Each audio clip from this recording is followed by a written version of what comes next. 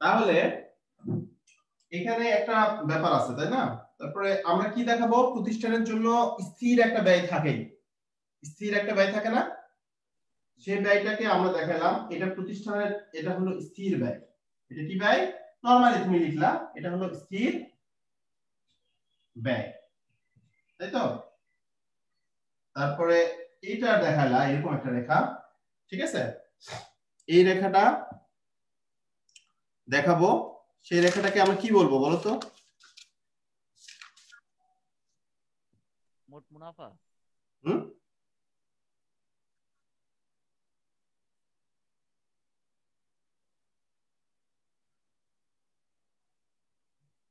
এটা হচ্ছে আমাদের বিইপি, এটা হচ্ছে আমাদের বিইপি, এটা হলো ব্রেক ইভেন পয়েন্ট। তাহলে এটাকে আমরা দেখাবো টিআর, মানে মোট আয়। এটাকে দেখাবো আমরা মোট আয়, আর এটাকে দেখাবো মোট ব্যয়, আর এটাকে দেখালাম আমি স্থির ব্যয়। ক্লিয়ার? কার কোনো প্রশ্ন আছে এখানে? দেখো তো জি না স্যার। মাসুম, আরেকবার Yes, আমি sir. গণনা করি। আমরা দুইটা রেখা চিন্তা করব, এটা একটা এটা একটা। এটা হচ্ছে আনুভূমিক রেখা, এটা হচ্ছে উলম্ব রেখা। আনুভূমিক রেখা বরাবর যে জিনিসগুলো এখানে থাকবে সেটা হচ্ছে কত একক পণ্য আমাকে তৈরি করতে হবে, বা কত পণ্য আমি বিক্রি করব, একক কোয়ান্টিটি, কত সংখ্যা, সেটা আমরা দেখাবো আনুভূমিক রেখা বরাবর। কি রেখা বরাবর? আনুভূমিক।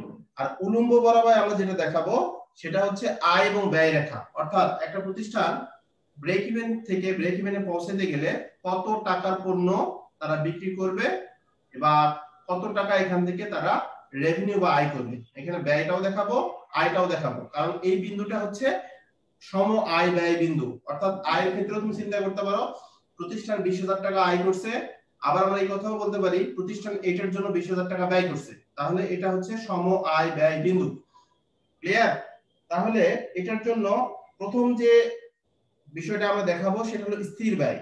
এটার জন্য প্রতিষ্ঠানকে কতটুকু স্থির ব্যয় করতে হয়েছে বা ফিক্সড কস্ট কতটুকু, সেটা দেখাচ্ছি এ পর্যন্ত। পরবর্তী অংশে আমরা দেখাবো এটার জন্য প্রতিষ্ঠান মোট আয় কি রকম করছে, মোট ব্যয় কি রকম করছে। তার উপরে যে রেখাটা চলে গেছে সেটা হচ্ছে মোট আয় রেখা, এর নিচে যে রেখাটা চলে গেছে সেটা হচ্ছে মোট ব্যয় রেখা। আর যে বিন্দুতে তারা দুটো বিন্দু মিলিত হয়েছে, মোট আয় এবং মোট ব্যয়, সেটাকে আমরা বলবো ব্রেক ইভেন পয়েন্ট বা সম আয় ব্যয় বিন্দু বা সমচ্ছেদ বিন্দু। আর কোনো প্রশ্ন আছে?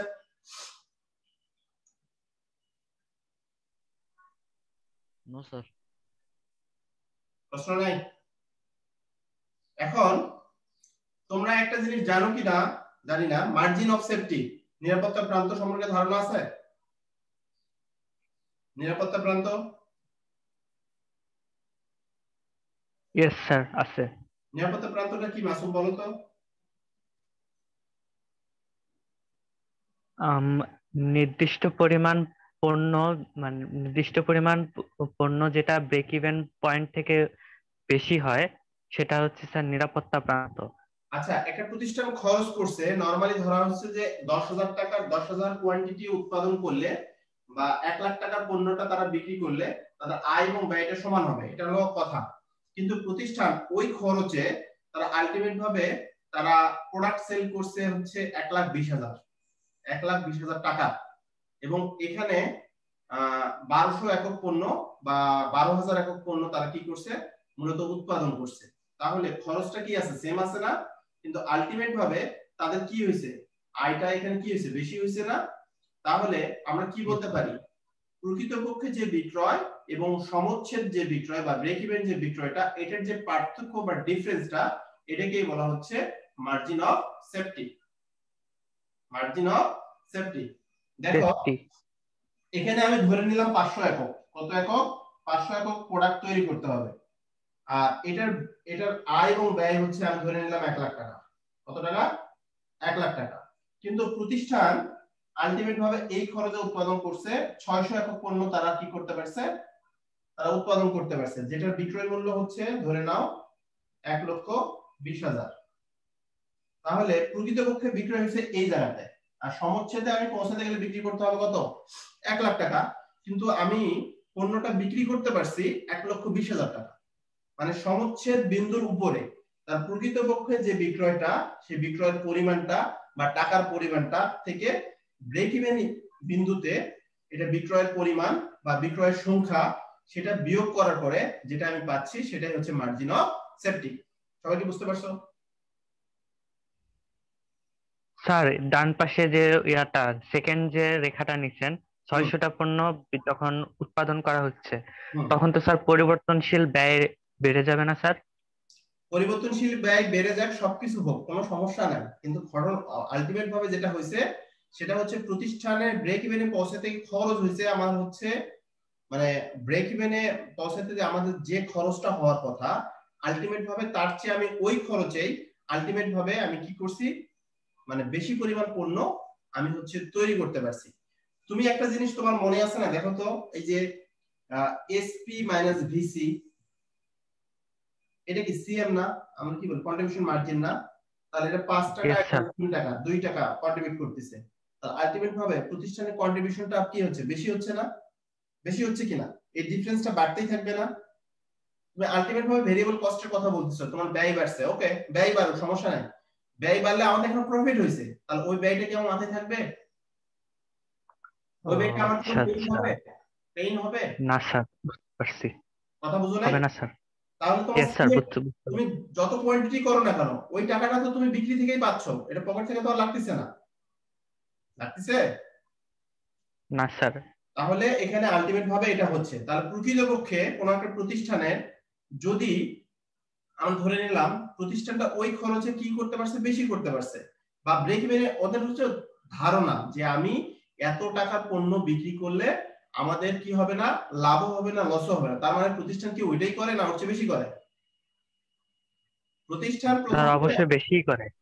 প্রথমত ফোরকাস্ট করে যে নেক্সট 1 ইয়ার আমাকে কত টাকার পণ্য সেল করতে হবে, এটা হচ্ছে তাদের সেফ জোনে থাকার জন্য, তারা নিরাপদ অবস্থায় থাকার জন্য, মানে লস না হোক এটার জন্য।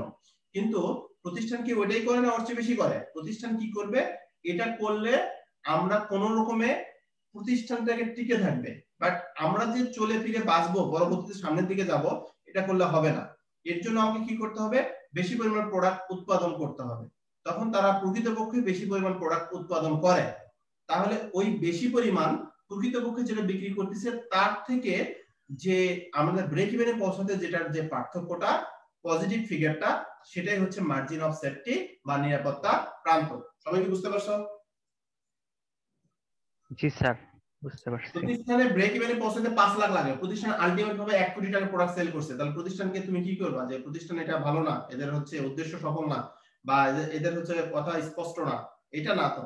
প্রতিষ্ঠান প্রথমত করে যে আমার কি পরিমাণ প্রোডাক্ট সেল করলে আমার আয় এবং ব্যয়টা সমান হবে, অ্যাট লিস্ট আমার খরচগুলা উঠে আসবে, মানে এই ন্যূনতম খরচগুলা। কিন্তু প্রতিষ্ঠান নিজেকে টিকে রাখার জন্য, মার্কেটে কম্পিটিশন করার জন্য যত বেশি পরিমাণ যাদের ক্যাপাসিটি আছে, যত বেশি পরিমাণ প্রোডাক্ট তারা সেল করতে পারবে তত প্রতিষ্ঠানের গ্রোথটা বাড়বে। কথা বুঝতে পারছো? তুমি তুমি যদি ফাইন্যান্স বেঞ্চ সম্বন্ধে প্রত্যেকটা লাইন সম্বন্ধে তুমি ব্যাখ্যা দিতে পারো, তুমি ফাইন্যান্সে যদি 100 তে 100 পাও, কোনো সমস্যা আছে? না স্যার, কোনো সমস্যা? ফিনান্সে তো পাওয়া যায়। তুমি ঘটনা হচ্ছে তুমি 100 পাইছো, আর একজন আছে যে ফাইন্যান্স খুব বুঝে, সুপার ডুপার বুঝে, তা ওই ছেলের কোনো সমস্যা আছে? যে ও হচ্ছে সব সময় মনে করে যেখানেই যাই না কেন ফাইন্যান্স আমি সবচেয়ে বেস্ট, কোনো সমস্যা আছে? ও যত নিজেকে ভালো সেফ অবস্থায় রাখতে পারবে, যত বেশি নিজেকে যোগ্য করতে পারবে, তত বেশি ওর ওই বিষয়টা সম্পর্কিত ওর দখলটা বাড়বে, ওর কনফিডেন্স লেভেলটা বাড়বে, এবং ও যেখানেই যাক না কেন এটা এনজয় করবে। কথা বুঝতে পারছো? Yes sir. প্রতিষ্ঠান কি করে, নিজেদের সাধ্যমতো সর্বোচ্চ চেষ্টাটা করে, সেটাকে বলা হচ্ছে মার্জিন অফ সেফটি। আরেকটা জিনিস এখানে ক্লিয়ার হও, এটা ব্রেক ইভেন, ব্রেক ইভেন থেকে উপরের দিকে যদি যায় তাহলে এটাকে বলা হচ্ছে মুনাফার, এটা হলো মুনাফার অংশ, মুনাফা, প্রতিষ্ঠান মুনাফা করছে। তাহলে প্রকৃত এবং ব্রেক ইভেন এটার ডিফারেন্সটা মার্জিন অফ সেফটি, মানে ভালো অবস্থায় আছে, তার মানে প্রতিষ্ঠানের মুনাফা হবে, প্রফিট হবে। যদি এই 500 এককের জায়গায় প্রতিষ্ঠান যদি 450 একক পণ্য উৎপাদন করতো তাহলে কি রেখাটা এখানে এসে মিলিত হতো না, দুটো এখানে এসে মিলিত হতো না, ধরো এখানে এসে মিলিত হতো, তাহলে সেই ক্ষেত্রে কি হতো, লস হতো না, নিচের দিকে আসতো, ব্রেক ইভেন থেকে নিচের দিকে আসতো। বুঝো নাই মাসুম? না স্যার, স্যার নিচের দিকে কেন আসবে স্যার? যদি প্রতিষ্ঠান ওই পরিমাণ প্রোডাক্ট তৈরি করতে না পারে ওই খরচে, বুঝো নাই? প্রোডাক্ট কম কম উৎপাদন করলে তো স্যার খরচ কম হওয়ার কথা। ওইটা তুমি তো বুঝতেছো না, তুমি খালি শুধুমাত্র ওইটাতেই আসো পাগল। কন্ট্রিবিউশন নিয়ে চিন্তা করো, প্রতিষ্ঠান কতটুকু কন্ট্রিবিউট করতেছে। তোমাকে করতে বলছে 500 একক, কিন্তু আলটিমেট ভাবে তোমার কাছে যে প্রথমে একটা খরচের বিবরণী দেওয়া হয় না, ব্যয়ের বিবরণী, এটা যখন ফিক্সড কস্টটা সেম। পরিবর্তনশীল ব্যয় নিয়ে তুমি চিন্তাই করো না। পরিবর্তনশীল ব্যয় নিয়ে মাথায় আনতেছো কেন? তুমি চিন্তা করবা স্থায়ী ব্যয় নিয়ে। আমরা স্থায়ী ব্যয় নিয়ে চিন্তা করি, যে স্থায়ী ব্যয়টা সবসময় ফিক্স থাকবে।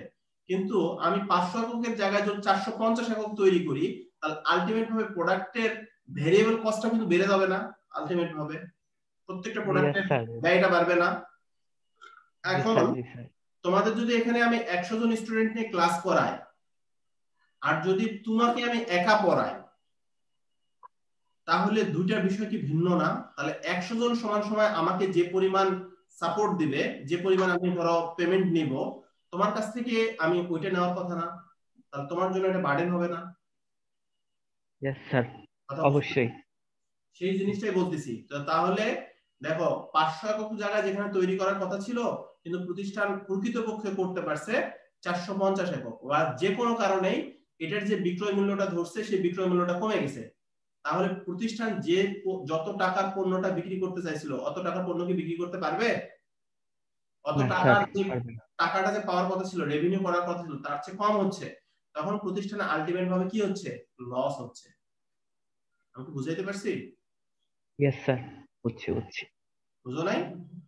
একটু ফ্লেক্সিবল হও, এত কঠিন ভাবে চিন্তা করলে ঝামেলা করবা। ওকে? তাহলে একটা জিনিস মনে রাখবা, ব্রেক ইভেন থেকে উপরের দিকে গেলে প্রতিষ্ঠানের লাভ এরিয়া বা প্রফিট এরিয়া শুরু হয়। ব্রেক ইভেন থেকে যদি নিচের দিকে আসে রেখাটা, তাহলে লসের সৃষ্টি হয়। আচ্ছা, তোমাদের পরীক্ষা নিয়ে কথা হচ্ছে তো নাকি? জি স্যার, পরীক্ষা নিয়ে। জি স্যার। তোমাদের সিটি পরীক্ষা কবে থেকে? এই ধরনের কোনো নোটিশ পাইছো? 7 তারিখ থেকে আচ্ছা, শুরু। তাহলে তোমাদের কি পরীক্ষা হবে? এমসিকিউ মূলত হবে নাকি? জি স্যার, এমসিকিউ হওয়ার কথা। এমসিকিউ হওয়ার কথা মানে ওইটা যা হওয়ার কথা সেটাই বলছে, যেটা সেটাই এমসিকিউ, মাল্টিপল চয়েস কোশ্চেন। তো এখান থেকে তোমরা এর আগে যে পরীক্ষাটা দিছো সেটা হচ্ছে কয়টা চ্যাপ্টারের উপর দিছো স্যার, মনে আছে? তিনটা নাকি দুইটা স্যার? দুইটা, এক আর তিন। এক আর তিন। আচ্ছা, যাই হোক, এখন তোমাদের যেটা হবে 2 এবং 4, এই দুটো অধ্যায় থেকে প্রশ্ন হবে 2 এবং 4, এবং সবগুলা কোশ্চেনই কি হবে? এমসিকিউ হবে। 20টা কোশ্চেন থাকবে, 20 মিনিট। তো এখান থেকে তোমরা চ্যাপ্টারগুলা ভালো মতো বিচার বিশ্লেষণ করে পড়ো, করলে কোশ্চেনের অ্যানসার পাবা। ঠিক আছে? ওকে স্যার, অধ্যায় 4 তো পুরোপুরি হয় নাই। যতটুকু হয়েছে, তুমি যতটুকু মনে করবা যে যতটুকু হয়েছে, এবং যে বিষয়গুলো আমি আলোচনা করছি, যতগুলা পারার কথা, না হলে 4 নম্বর অধ্যায় থেকে এমসিকিউ তো তুমি পড়ে ফেলো বাসায়, সমস্যা তো নাই। এখানে তো ম্যাথ আসতেছে না, ঠিক আছে?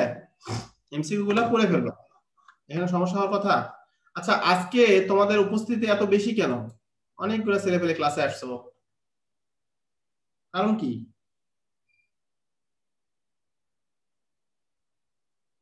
স্যার আজকাল এমনই স্যার, অনেক কমে গেছে। আর বেশি দিন নাই তো না, কলেজে এসে ক্লাস করতে হবে। 1 মাস। হ্যাঁ, তার তো মজা না। তারপর স্যার নোটিশ তো কয়দিন পর পরই দেয়, বাট আবারও তো পিছায় দেয়। আচ্ছা, দেখ আমরা এখান থেকে স্যার বলছে যে স্যার 30শে মার্চ, কিন্তু কোন বছরের মার্চ এটা বলে নাই আর কি। বুঝি নাই। বললাম নোটিশে তো বলছে মানে 30শে মার্চ খুলবে, হ্যাঁ, কিন্তু কোন বছরের 30শে মার্চ এটা আর কি বলা হয় নাই। কোন বছরের 30শে মার্চ না, বলছে আগামী 30শে মার্চে কলেজ খুলে দেওয়া হবে, এটা বলছে। 30শে মার্চ কি এই বছরের কথা? কি সামনের বছরেরটা এই বছরে বলবে? তুমি শিক্ষামন্ত্রীকে এইভাবে বলতে পারবে যে ম্যাম আপনি তো এইভাবে বলেন নাই? হ্যাঁ আচ্ছা সামনে পাইলে তো বলা যাইতো, কিন্তু ওরা তো খুঁজে পাই না। আচ্ছা মন্ত্রণালয়ে যাও সরাসরি। আচ্ছা ওকে, তোমরা দেখো এখানে ব্রেক ইভেন সংক্রান্ত আর কোনো প্রশ্ন আছে তোমাদের? দেখো তো, কারো কোনো প্রশ্ন থাকলে আমাকে বলতে পারো যে স্যার এটা আমি আসলে বুঝি নাই, কিভাবে কি হইলো বা এই বিষয়টা কি, ব্রেক ইভেন সংক্রান্ত এনি প্রশ্ন? তোমাদের সুযোগ একটা, বুঝছো? দেখো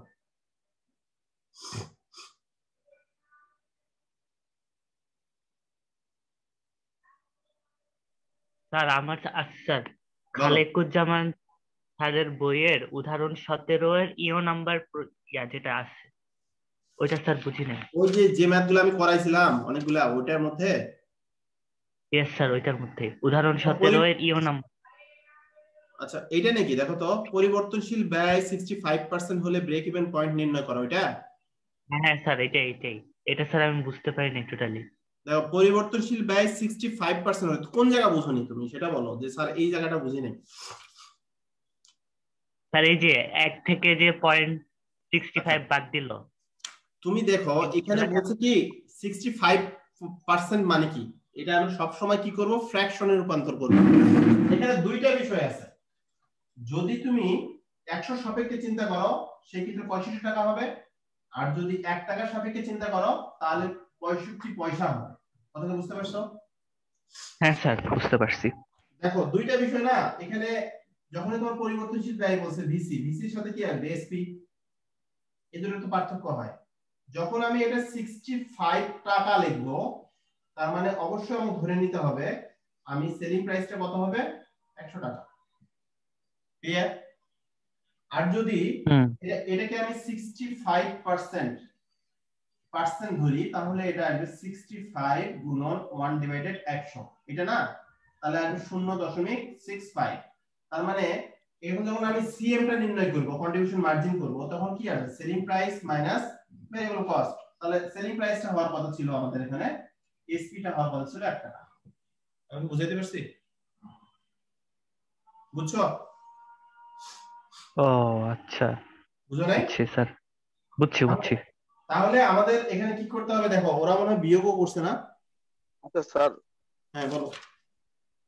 দেখো এখানে এসপিটা কন্ট্রিবিউশন মার্জিন, দেখো এই কন্ট্রিবিউশন মার্জিন করছে, তাহলে এখানে সূত্রটা লেখেনি, 1 টাকা মাইনাস 0.65, তাহলে আমার সিএম কন্ট্রিবিউশন মার্জিনটা হবে 0.35। এখন এইটাকে আমি আবার 100 দ্বারা গুণ করে বা কয় জিনিস লিখতে পারি না, দেখো তো 100 দ্বারা গুণ করলে 35 টাকা হবে না? হবে কি না? ইয়েস স্যার, হবে। এটাকে 100 দ্বারা ভাগ করলে এটা হবে, 100 দ্বারা গুণ করলে আবার ওটা হবে উপরেরটা। এখন বলো কে যেন কি প্রশ্ন করছিল সেটা বলো। আমি স্যার এখানে স্যার 100 টাকাই আমরা কেন ধরবো, 120 মানে 120 টাকা ধরলে কি মানে কি হবে, মানে না না তোমাকে 100 টাকাই কেন ধরতে হবে? না তোমাকে দেখো এখানে বলে দিছে পার্সেন্ট, পার্সেন্ট কার সাপেক্ষে হয়, 100 সাপেক্ষে না? জি স্যার, 100 সাপেক্ষে। তাহলে তোমাকে 100 সাপেক্ষে ধরতে হবে স্যার,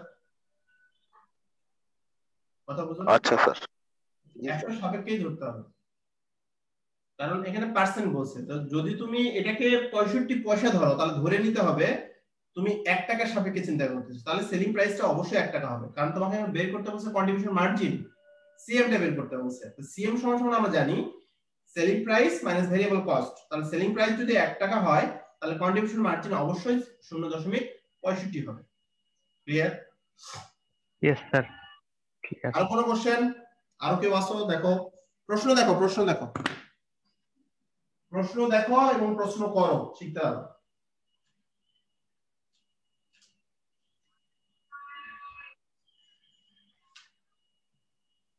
আচ্ছা তোমাদের যদি আমি বলি,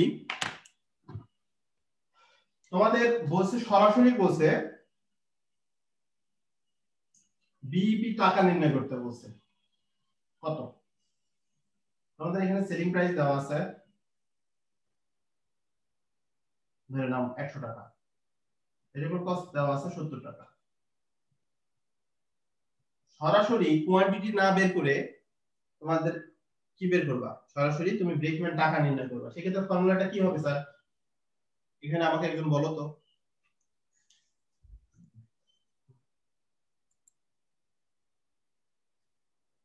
তুমি সরাসরি ব্রেক ইভেন টাকাটা বের করতে যাচ্ছ। আচ্ছা এখানে স্যার তোমার ফিক্সড fixed প্রাইস cost দেওয়া আছে, লাগবে না? fixed cost দেওয়া আছে ধরো 1 লাখ টাকা, তো দেওয়া আছে 1 লাখ। হ্যাঁ স্যার।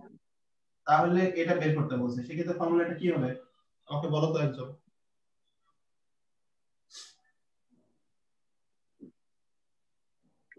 স্যার কি স্যার জানি fixed cost into selling price. Into না, ডিভাইডেড, ডিভাইডেড না? जी सर से fix price divide by selling price minus VC দিছি। Into into SP. স্যার বুঝি এফসি নাই, ইনটু এসপি, বুঝি নাই। এফসি ইনটু এসপি উপর হবে। Sir FC into SP divided by SP minus VC. Yes sir এটাই। তোমাকে ঠিক বলতেছ? জি স্যার। কোথায় পেয়েছো এটা? আচ্ছা দেখো, তোমরা কিন্তু মূল কথাটা আমাকে বলোইনি যে স্যার ফিক্স কস্ট কে যদি আমরা সিএম রেশিও দ্বারা ভাগ করি সরাসরি টাকাটা পাবো। তাহলে সিএম রেশিওটা আমি বের করব কিভাবে? সিএম রেশিওটা আমরা বের করতে পারি এইভাবে, সেটা হচ্ছে selling price minus variable cost আবার সেলিং প্রাইস দ্বারা ভাগ করি। Price selling price. হ্যাঁ, এটা ইয়েস স্যার। এটা অর এটা হলো সিএম রেশিও। ঠিক আছে, এই কথাটা কেউ বললাম না। যখন তুমি এই সেন্সগুলো ডেভেলপ না করবা, সৃজনশীলটা একটু ঘুরাই দিলেই তোমরা কিন্তু সমস্যায় পড়বা, সমস্যায় পড়বা। সেই ক্ষেত্রে এটা কি স্যার স্যার কন্ট্রিবিউশন মার্জিন মানে কন্ট্রিবিউশন মার্জিন রেশিওর সূত্র কি sir SP minus VC divided by SP? না না না, কন্ট্রিবিউশন মার্জিনটা হচ্ছে এই যে এটা তোমার হলো selling price minus variable cost, এটা হচ্ছে কন্ট্রিবিউশন মার্জিন। যখন রেশিও করবা মানে শতকরা অনুপাত করবা, সেটাকে আবার সেলিং প্রাইস দ্বারা ভাগ করলেই এই রেশিও লেখে। ঠিক আছে, আচ্ছা স্যার। সেলিং প্রাইস জি মানে sir. Variable cost, selling price দ্বারা আবার সেলিং প্রাইস দ্বারা ভাগ, সেই ক্ষেত্রে আমরা সিএম রেশিওটা পাবো, মানে এখানে দশমিক সামথিং আসবে। বুঝতে পারছি? আর জি যদি স্যার। তোমাদের এরকম থাকে প্রত্যাশিত মুনাফা দেওয়া আছে, এই ক্ষেত্রে তোমরা কি করবে? প্রত্যাশিত ফিক্সড কস্ট মুনাফা দেওয়া আছে। প্লাস প্রত্যাশিত মুনাফা। হ্যাঁ, তাহলে ফিক্সড কস্টের সাথে আমরা ইপিটা লিখবো এখানে, তাই না? ইপিটা ইপিটা হচ্ছে এক্সপেক্টেড প্রফিট বা প্রত্যাশিত মুনাফা। ওকে, একটু দেখো, একটু Yes, চিন্তা sir. করো তো ম্যাথগুলা নিয়ে, ফর্মুলাগুলা নিয়ে।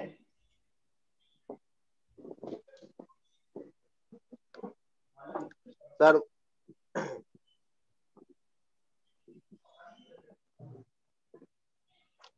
আচ্ছা এখানে যদি প্রত্যাশিত মুনাফা দেয়া থাকে তাহলে কি খালি ফিক্সড কস্টের সাথে যোগ হবে আর বাকি সূত্র কি এক থাকবে? হ্যাঁ বলো। মানে স্যার এখানে যদি স্যার প্রত্যাশিত মুনাফাটা যদি দেয়া থাকে হুম, তাহলে কি স্যার খালি ফিক্সড কস্টের সাথে যোগ হবে আর বাকিটা কি একই থাকবে, মানে বাকি সূত্র এক থাকবে? হ্যাঁ হ্যাঁ হ্যাঁ, এটা এই কথাটাই আমি বললাম তোমাকে যে প্রতিষ্ঠান সবকিছু ওকে আছে বুঝছো, কিন্তু প্রতিষ্ঠান পরবর্তীতে তোমাকে প্রশ্ন করছে, প্রতিষ্ঠান প্রত্যাশা করতেছে যে তারা হচ্ছে 20,000 টাকা প্রফিট করবে। তাহলে 20,000 টাকা প্রফিট করলে আমার ফিক্সড কস্টের সাথে খরচটা বাড়ায় দিতে হবে, মানে খরচের পরিমাণটা বাড়ায় দিলে তার কোয়ান্টিটির সংখ্যা বেড়ে যাবে, টাকার পরিমাণটাও বাড়বে। সেই ক্ষেত্রে আমরা যেটা করব, ফিক্সড কস্টের সাথে ইপিটা যোগ করে দেব বা এক্সপেক্টেড প্রফিট বা প্রত্যাশিত মুনাফাটা বের করে দেব। আর এর তো যেখানে আমি কি করতেছি, টাকা দ্বারা করতেছি, টাকা। আর যদি কোয়ান্টিটি বের করি তাহলে কোয়ান্টিটির সংখ্যা বাড়বে, মানে কতটা প্রোডাক্ট তৈরি করতে হবে বা উৎপাদন করতে হবে বা বিক্রি করতে হবে সেটা। ক্লিয়ার? তোমরা জি স্যার। ফর্মুলাগুলো নিয়ে একটু চিন্তা করো, ঠিক আছে?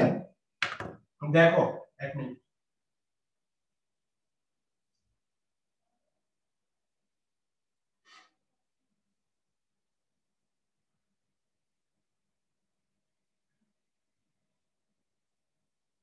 স্যার একটা কোশ্চেন আছে।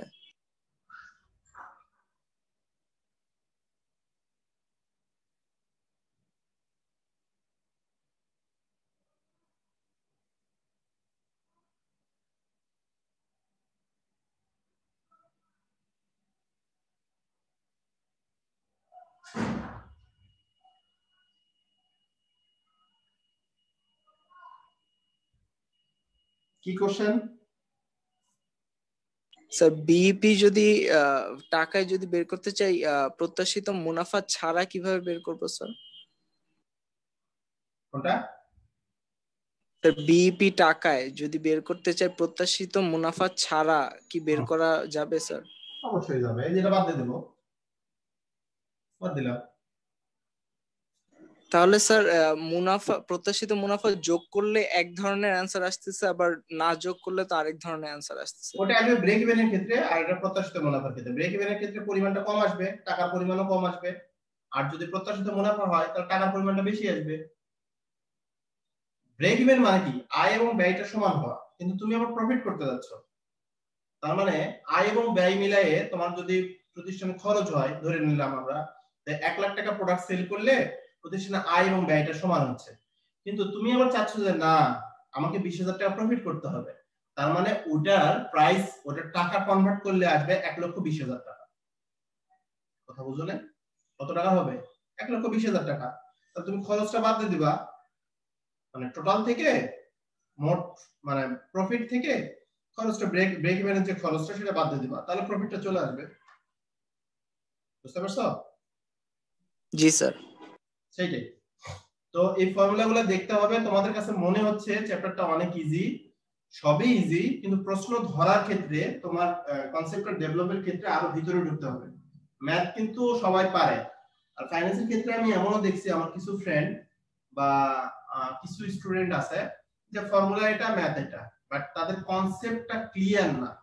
ম্যাথ কিন্তু সবাই পারবা, সবাই পারবা, এখানে যোগ বিয়োগে এমন কিছু ব্যাপার, সমীকরণ এমন কিছু নাই, পারবা। ফাইন্যান্সের ম্যাথে পারার ক্ষেত্রে বা বোঝার ক্ষেত্রে যেটা করতে হবে, যার কনসেপ্ট যত বেশি ক্লিয়ার, সে আসলে যদি ম্যাথ না করেও পরীক্ষা হলে যায়, ওকে তুমি ঠেকাইতে পারবে না। ঠিক আছে? একদম কনসেপ্ট ক্লিয়ার, এটার জন্য এটা হয়, এটার জন্য আমাকে এটা করতে হয়, এই সেন্সের জন্য এটা করতে হচ্ছে, ডিসিশন মেকিং এর ক্ষেত্রে এগুলা করতে হচ্ছে, সেই ক্ষেত্রে সেই ছেলেটা নিজেকে ওইভাবেই নিজেকে তৈরি করছে। ঠিক আছে? আর কিছু ছেলে আছে, এটা আছে এই ফর্মুলা, এটার জন্য এটা, এটা এটা এটা একটু ঘুরাই দিছে, ও বুঝতেছে না, বা আমি কেন করতেছি সেটা ও জানে না, ওটা হবে না। ওকে? তো পরবর্তী ক্লাসে তোমাদের ব্রেক ইভেন বাদ দিয়ে যে পরের ইস্যুগুলো আছে সেটা আমি দেখব। মনে হয় 2 তারিখ পর্যন্ত তোমাদের ক্লাস হবে, তার পরবর্তী সময়টা হচ্ছে তোমাদের প্রিপারেশনের জন্য মনে হয় ক্লাস অফ থাকবে, তারপর 8 তারিখ থেকে মনে হয় পরীক্ষা, তাই না? তো সেই ক্ষেত্রে তোমাদের মনে রাখবা চ্যাপ্টার 2 এবং চ্যাপ্টার 4 এই দুটো থেকে প্রশ্ন হবে, দুটো থেকে 20 মার্কসের প্রশ্ন হবে, 20 মার্কস 20 মিনিট, তাই তো? তো ঠিক আছে, আজকে এই পর্যন্ত। সিলেবাসটা কি স্যার? হ্যাঁ, সিটির সিলেবাসটা স্যার? চ্যাপ্টার 2 এবং চ্যাপ্টার 4। আচ্ছা ঠিক আছে। চ্যাপ্টার 2 এবং চ্যাপ্টার 4, এটা আমি লাস্ট ক্লাসে যেটা বলবো সেটাই, তবে এই পর্যন্ত এটা। হ্যাঁ, লাস্ট ক্লাসে আমি স্যারদের সাথে আরো আলোচনা করি, স্যাররা কি বলে, সিনিয়র স্যাররা, আমি একটু কথা বলছি বা আমি পরীক্ষা এভাবে নিছি, তবে লাস্ট দিনের মেসেজটা খুবই গুরুত্বপূর্ণ, এটা মনে রাখবা। স্যার এটা বলছিল, এটা না, এই পর্যন্ত এটা। Okay sir. ঠিক আছে? তো ঠিক আছে স্যার, আজকে এই পর্যন্তই। সবাই ভালো থেকো আর প্র্যাকটিস করো বাসায় বেশি বেশি। আল্লাহ হাফেজ।